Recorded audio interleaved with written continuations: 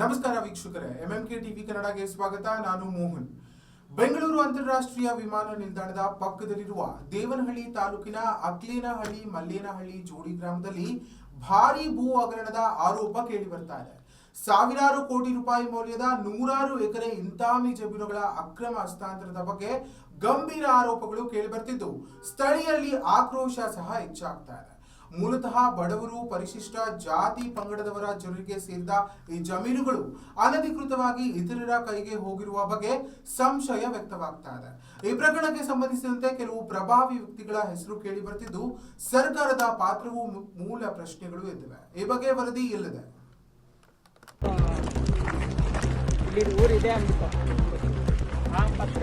ದೇವನಹಳ್ಳಿ ತಾಲೂಕಿನ ಅಕ್ಲೇನಹಳ್ಳಿ ಮಲ್ಲೇನಹಳ್ಳಿ ಜೋಡಿ ಗ್ರಾಮಗಳಲ್ಲಿ ಭಾರೀ ಭೂ ಹಗರಣದ ಆರೋಪ ಕೇಳಿ ಬರ್ತಿದೆ. ಸಾವಿರಾರು ಕೋಟಿ ರೂಪಾಯಿ ಮೌಲ್ಯದ 100 ಎಕರೆ ಇನಾಮತಿ ಜಮೀನುಗಳು ಅಕ್ರಮವಾಗಿ ಹಸ್ತಾಂತರಗೊಂಡಿರುವ ಸಾಧ್ಯತೆಗಳ ಬಗ್ಗೆ ಸ್ಥಳೀಯರು ತೀವ್ರ ಆಕ್ರೋಶ ವ್ಯಕ್ತಪಡಿಸಿದ್ದಾರೆ.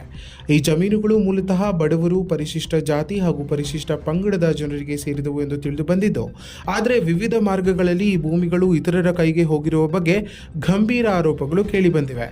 ಈ ಪ್ರಕರಣದಲ್ಲಿ ಎಂಎಸ್ ರಾಮಯ್ಯ ಕುಟುಂಬದ ಹೆಸರು ಉಲ್ಲೇಖವಾಗಿದ್ದು, ರಾಜ್ಯ ಸರ್ಕಾರದ ಪಾತ್ರದ ಬಗ್ಗೆ ಸಹ ಪ್ರಶ್ನೆಗಳು ಎದ್ದಿವೆ. ಸ್ಥಳೀಯರು ಮತ್ತು ಕರ್ನಾಟಕ ರಾಷ್ಟ್ರ ಸಮಿತಿ ಪಕ್ಷ ತಕ್ಷಣವೇ ಕ್ರಮ ಕೈಗೊಳ್ಳಬೇಕೆಂದು ಆಗ್ರಹಿಸಿದ್ದಾರೆ.